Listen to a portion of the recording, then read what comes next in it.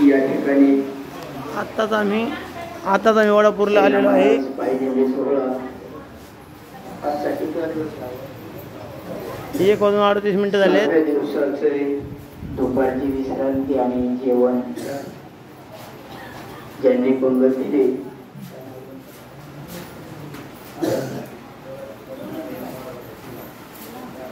हरिभक्त परायण कळसकर, हरिभक्त परायण नागावडे, हरिभक्त परायण बारावकर यांनी पार्टनर मध्ये हे पंक्तीचं नियोजन केलंय. आणि ज्यांच्या ठिकाणी ज्यांनी आपल्याला आश्रय दिला, ज्या ठिकाणी आपण थांबलो जातो, त्यांना बी द्यावे तेवढे धन्यवाद थोडे आहे. साच आणि मवाळ मिथिल आणि रसाळ शब्द जैसे कठोळ अमृत आहे. जीवन जगत असताना आपल्याला हा नरदेह कशासाठी प्राप्त झाला, देहापर्यंत पोहोचायचं असेल तर कोणतं माध्यम निवडावं, कोणतं निवडू नये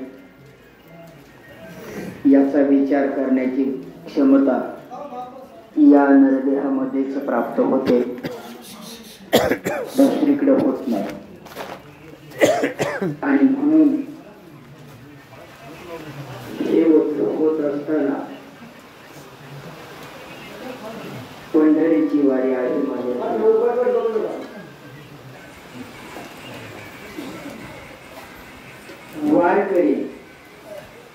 वारकरी माणूस या भोवीला पात्र ठरू शकतो.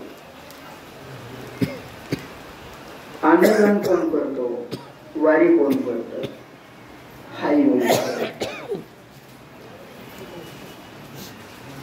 ज्याला पुण्याची बेरीज वाढवायची असेल, अन्यथा बेरीज कशी वाढेल लवकर, तर ते अन्नदान, वस्त्रदान, भूदान, सुवर्णदान दान करण्याची दानच लागते माणसाला. या जगामध्ये कोट्याधीश माणसं आहे, खूप आहे, भरपूर आहे, पण दानच नाही, दानच नाही. आणि ह्या गोष्टी होण्यासाठी पुण्याही लागते, चांगले विचार सुचण्यासाठी पुण्याही लागते. पुण्याच्या जोरावर हे होत असतं. आणि होत असताना वारी 15 दिवस पुढे आहे, तोपर्यंतच आपली तयारी चाललेली असते, वारीला जायचंय. वारी आली आणि वारी इतका आनंद दुसरा कुठेही असू शकत नाही. कारण या सेना महाराजाची दिंडी 30 वर्ष पार केलेत, 30 वर्ष पार केलेत. 30 वर्ष पार करत असताना नुसती बेरीज लावली नाही, तर ह्या दिंडीच्या चालक असतील, दिंडीमध्ये सहभागी असणाऱ्या लोकांनी, माणसांनी, भक्तांनी माणसं जोडली राहिली, माणसं जोडली. या दिंडीत नुसती वांदरीचेच आहेत असं नाही. आमच्या सारख्याला सुद्धा वाटतं तुमच्या बरोबर तिथपर्यंत चालावं. ही तुमची कायमस्वरूपी वागण्याची, कायमस्वरूपी परमार्थ करण्याची ताकद आहे. तसं कोणीही कोणाजवळ येत नाही, नाही येत कोणी. पण तुमच्याकडे यावं वाटतं, त्याला कारण साच आणि मवाळ मिथिल आणि रसाळ शब्द जैसे कढळ अमृताचे तुमचं काय प्रेम असतं प्रत्येकावर. आणि हे करत असताना आपल्याला भास होतो, भास जीवन जगताना. सुखासाठी प्रत्येक जीव धडपडत असतो, सुख प्राप्तीसाठी. कोणाला वाटतं दुःख द्यावं, नाही वाटत. प्रत्येक माणूस सुखासाठी करतो, भास होतो. 22-25 वर्षे झाले असतील. भास सांगतो तुम्हाला, भास काय असतो. मला सायकल नव्हती, गाडी नव्हती, आणि अचानक योग आला 10-12 हजार रुपयाची एक बॉक्सर गाडी घेतली. Boxer second. इतका आनंद झाला, इतका आनंद झाला की ती गाडी शॅम्पूने पुसणं, तिला धुणं, कुठं जावं फिरायला निघालो. पारनेर तालुक्यात जामगाव नावाचं गाव आहे, तिथं मामा आहेत. काही काम नव्हतं, फक्त गाडीचा आनंद घ्यायचा होता. गाडीवर निघालो. मला वाटायचं कोणीतरी गाडीला हात करावं, गाडीवर बसावं, विचारावं कधी आणली, काय झालं, पण कोणीच हात केला नाही. पण बेलवंडी फाट्यावर गेल्यावर एका ग्रस्ताने हात केला, विचारलं बाळा कुठं जायचंय. इतका आनंद झाला मला. संधी मिळाली ना सांगायची मी गाडी आणली म्हणून. म्हणलं पारनेरला. तुम्हाला कुठं जायचंय बाबा? म्हणलं पारनेरला. छान बसा ना. बसवलं गाडीवर. मी तुम्हाला भास सांगतोय, भास कसा असतो. गाडीवर बसवलं. गाडीवर बसल्यावर मी बोलायला सुरुवात केली. माझं मन मोकळं करायला. गाडी कशी काय बाबा? बाबांनी सांगितलं खूप छान आहे. मला ड्रायव्हर कसं काय? ड्रायव्हर बी खूप छान आहे. मी दुसरं बोलतच नव्हतो, फक्त तेवढंच विचारायचो गाडी कशी आहे. तो म्हणाला छान आहे. 2 मिनिटं झाले की ड्रायव्हर कसा आहे? छान आहे. त्या ग्रस्ताला अशी सवय झाली की मी नेसत असं मागं बघितलं तर ते म्हणायचं गाडी छान आहे, इकडून बघितलं की म्हणायचं हा ड्रायव्हर बी छान आहे. पानोलीच्या घाटात गेल्यावर त्याने मला सांगितलं गाडी थांबवा. म्हणलं का बरं? थांबवा तुम्ही. थांबवली गाडी.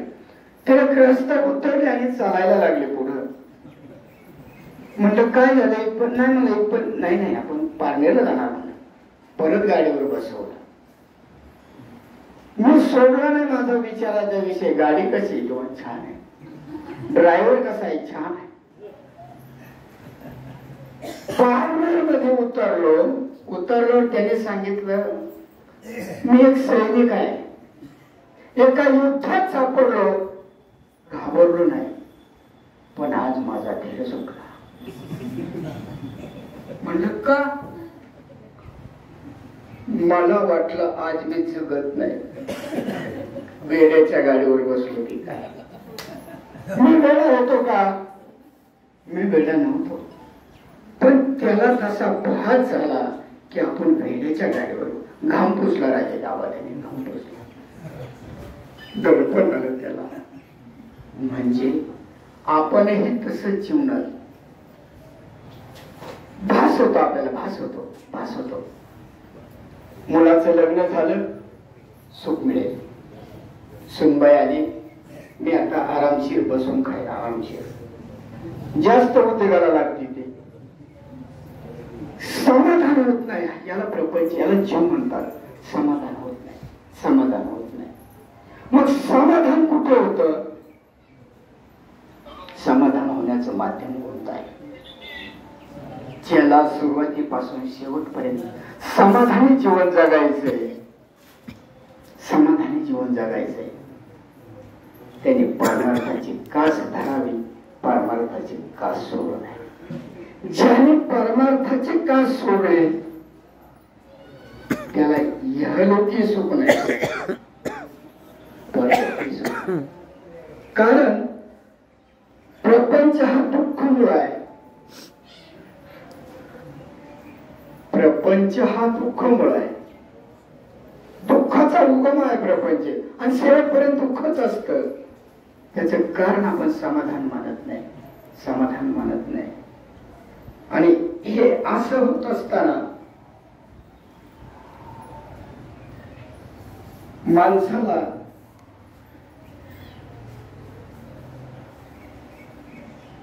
भास ज्याच्यासाठी आपण आलोय, कशासाठी आपण आलोय याचा विसर पडला. विसरले तयार थोर झाली आणि विसर पडला. आणि विसर पडल्यामुळं साहजिकच पदरी दुःखच पडत. या पंढरपूरच्या वारीचं इतकं महत्व आहे की जगद्गुरु तुकोबारायांनी सांगावं, यज्ञ पावलं पावले. एक पाऊल आपण पंढरीच्या वाटेने वारकरी म्हणून टाकतो ना, एक यज्ञाचं पुण्य मिळतं. एवढं या वारीचं महत्व आहे, एवढं या वारीचं महत्व आहे. देवे दिला देह भजन गोमटा, तेथे झाला फाटा बालिकेचा. प्रत्येक वारकऱ्याची पांडुरंग प्रत्येक वारकऱ्याबरोबर आहे. प्रत्येकाजवळ पांडुरंग आत्ता आहे. त्याच कारण कोणालाही कसली अडचण देव येऊन देत नाही. मागे पुढे उभा आहे सांभाळी. परमेश्वर प्रत्येकाला सांभाळतो, प्रत्येकाला सांभाळतो. कारण ती त्याची, जशी आई वडील मुलांना सांभाळतात, प्रेम करतात, तसं त्या पांडुरंगाचं सगळ्यावर कृपा आहे, सगळ्यांच्यावर लक्ष आहे. पण आपण विनाकारणच गाडी खालून पुत्र जसं चालतं त्याला इकडे तिकडे बघतं, भावकीला सांगतं निवड येते. पण सगळ्यांना माहित असतं बैल गाडी ओढतात, तू नाही ओढत. कोणी गरीब असेल, कोणी श्रीमंत असेल, जीव तिथून एकच आहे. ज्याच्या त्याच्या पद्धतीने जीवाचा स्वभाव आहे.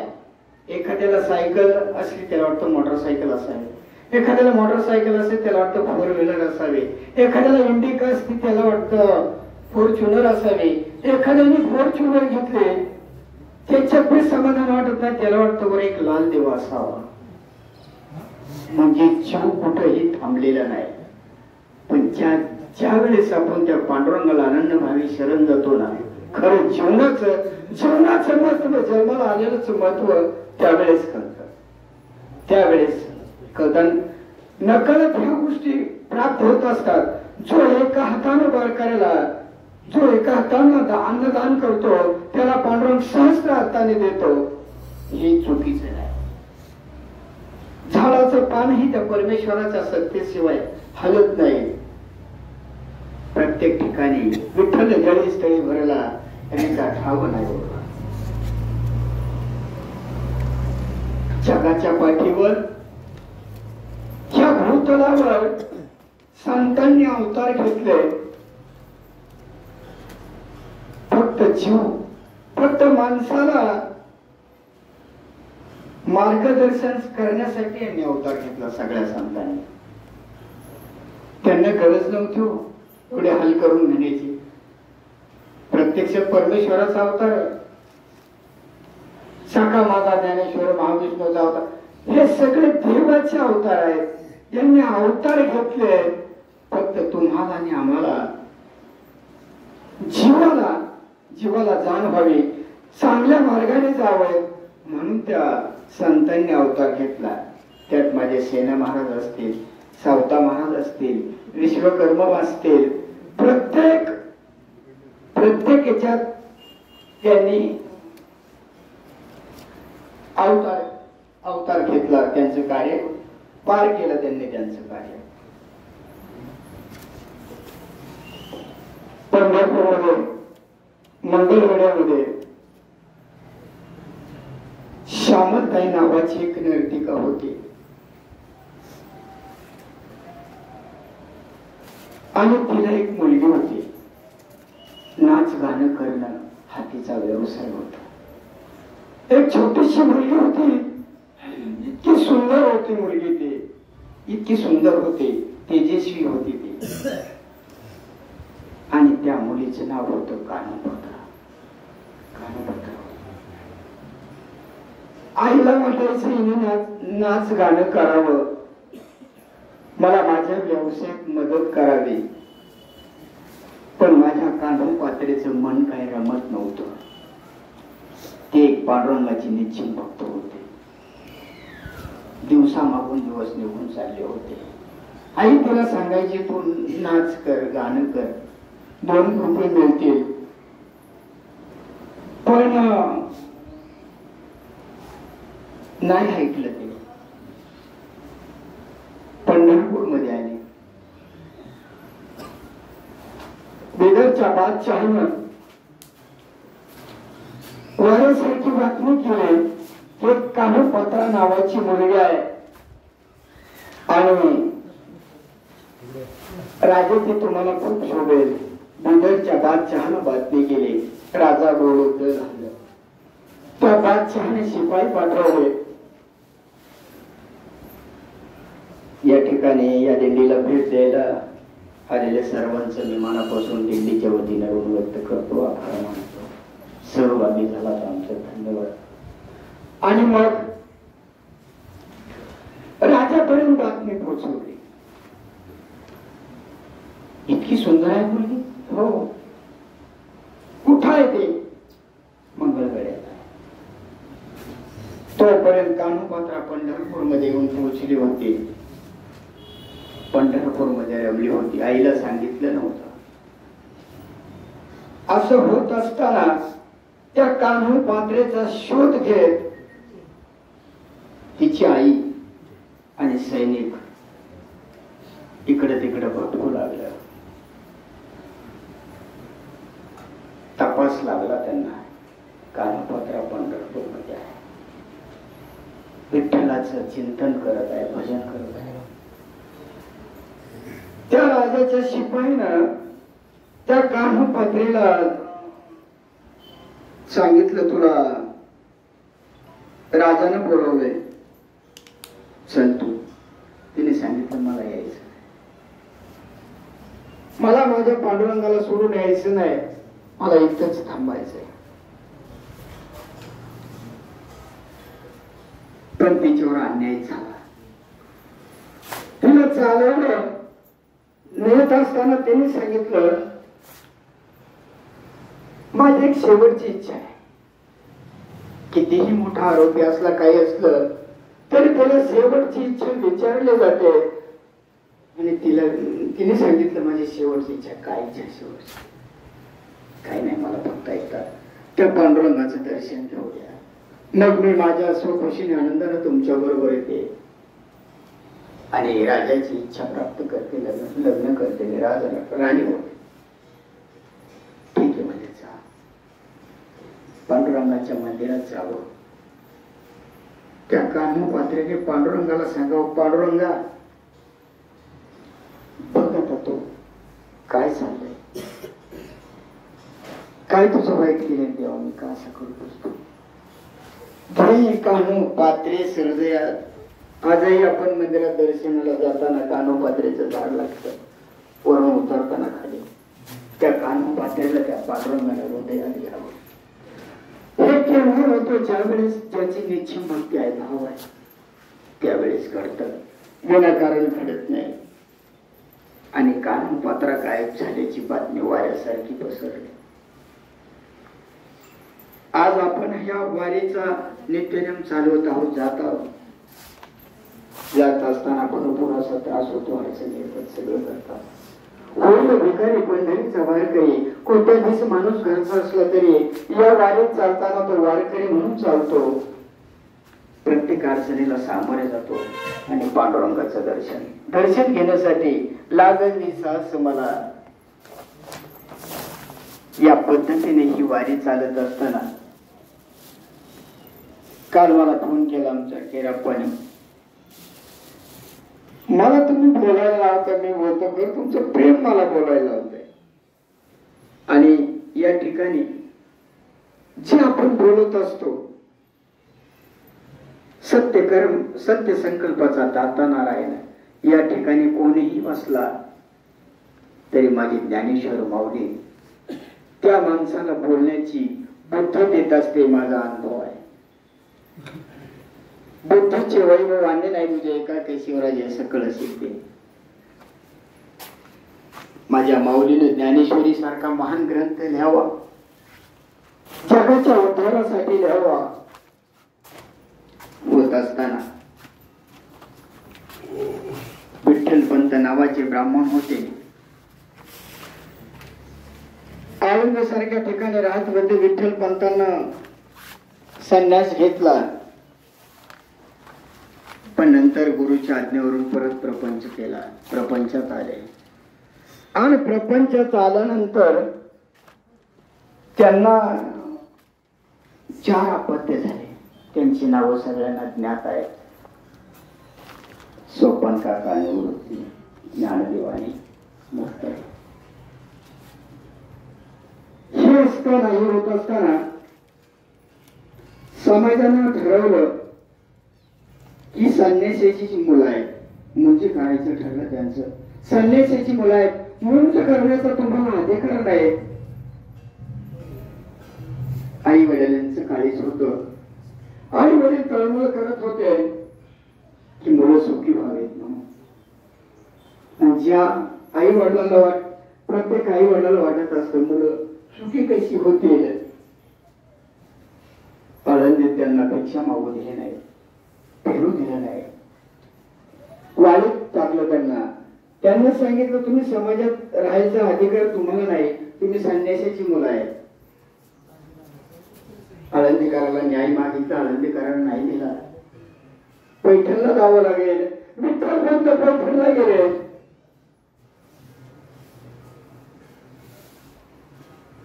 न्यायदेवतेने विचारलं कोण तो? विठ्ठल पंत. का आला? काही नाही, मी संन्यास घेतला आणि माझ्या मुलांची मुंज करायची म्हणून आले. मी परवानगी मागायला आलोय तुमची. त्या न्यायदेवतेने सांगावं विठ्ठल पंत गुन्हा मोठा आहे, तुम्हाला परवानगी देण्यात येणार नाही. पण विठ्ठल पंत सांगत होते अहो गुन्हा मी केलाय, चूक माझ्या आहे. त्या निष्पाप बालकांची काय चूक आहे? निदान त्यांच्यावर तरी दया करा. ठीक आहे, एक पर्याय आहे. तुम्हाला वाटत असेल मुलांची मुंज व्हावी, मुलं सुखी व्हावे, समाजात धर्मात यावेत असं वाटत असेल तर एक पर्याय आहे. तुम्हाला ते अनंत प्राचित्याची शिक्षा करावी लागेल. क्षणभर विठ्ठल पंतांना कळत नव्हतं काय चाललंय. विठ्ठल पंत त्यांच्याकडे पाहत होते, पण आशेचा किरण कुठेतरी फुलला होता. ठीक आहे म्हणजे काय हरकत नाही, मान्य आहे. आणि विठ्ठल पंत आळंदीकडे निघाले. इकडे आळंदीमध्ये रुक्मिणी आई साहेब त्या चारी भावंडांना घेऊन पूर्ण कुटीत होत्या.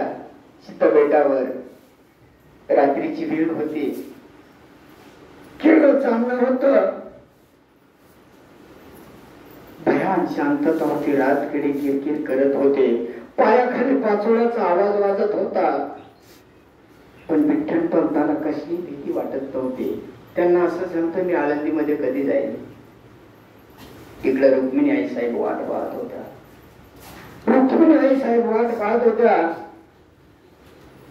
की कधी येत आहे. एकदाचे विठ्ठल पंत तिथं आले. आल्यावर आईचा जीव होता, आईचं काळीच होतं. आई म्हणत होती सांगा ना काय न्याय दिला, सांगितलं का, दिली का मुंज करण्याला परवानगी. विठ्ठल पंत क्षणभर बोलत नव्हते. काय सांगावं विठ्ठल पंताला कळत नव्हतं. विठ्ठल पंत गप्प उभे होते. साहेब हो सांगा ना काय सांगितलंय. आणि एकदाचा न्याय काय न्याय केलाय तो विठ्ठल पंतानं. रुक्मिणी आई साहेबांना सांगितलं रुक्मिणी ऐक, मन घट्ट कर. तुला जर वाटत असेल मुलं सुखी व्हावी तर आपल्याला देहांत प्राचित्याला सामोरं जायचं. वास्तविक प्राचित्य फक्त विठ्ठल पंतांना होतं, पण धर्मपत्नी होती रुक्मिणी आई साहेबांना सांगावं धर्म संकटात पडले. पती जात असेल, पती बरोबर जाणं माझं कर्तव्य आहे. जावं तर मुलं उघडी पडतायत. सैनाबाहेर मन झालं तिचं, काही कळत नव्हतं. विठ्ठल पंत सांगत होते येत आहे ना रुक्मिणी, येत आहे ना. आईचं काळीच होत.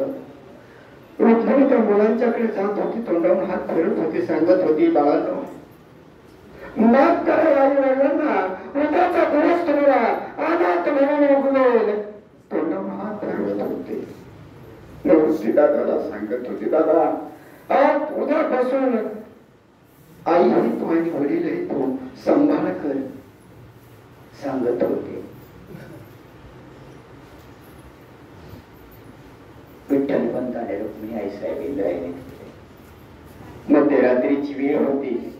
एकमेकाच्या हाताला घट्ट धरलं. मुलांच्या सुखासाठी दोघांनी देह अर्पण केला. इंद्रायणीमध्ये सकाळ झाली. सकाळ होताच माझी मुक्ताई उठली. माझी मुक्ताई विचारत होती, दादा आई कुठे? एवढं दादाला कळत नव्हतं काय सांगावं, पण तिने हट्ट केला, आई कुठे सांग ना.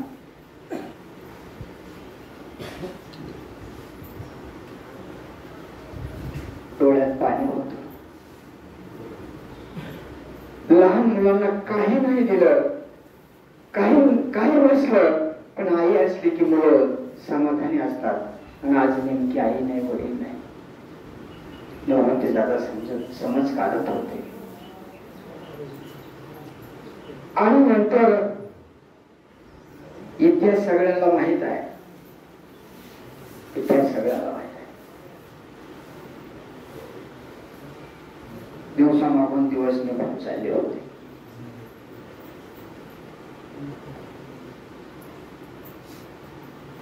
दिवसामागून दिवस निघून चालले होते.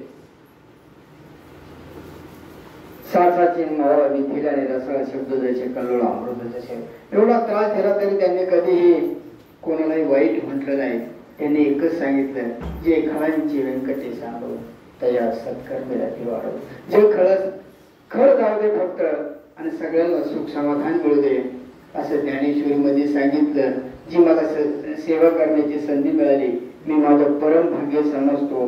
कारण खूप तपश्चर्या असणारी ही दिंडी आहे, आणि ह्या दिंडीत सहवास मिळणं मी माझं परम भाग्य समजतो. काही चुकीचं असेल, तो बुद्धीचा दोष बरोबर असेल माझ्या माऊलीचं, जगद्गुरु तुकोबारायांचं. आणि या ठिकाणी मी थांबतो.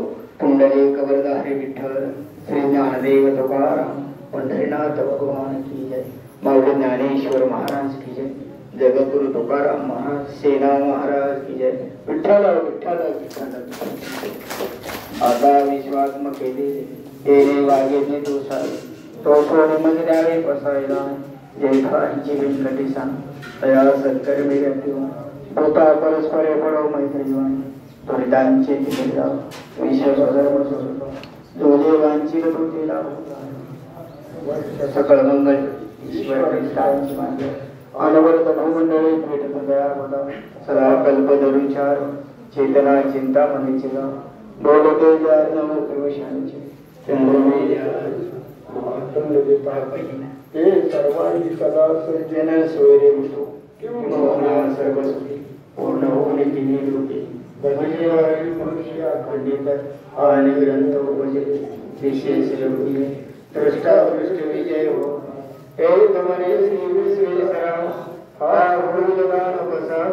येणे वरे ज्ञान देव सुख्या झाला. येणे वरे ज्ञान देव, येणे वरे ज्ञान देव. हरि ओम शांती.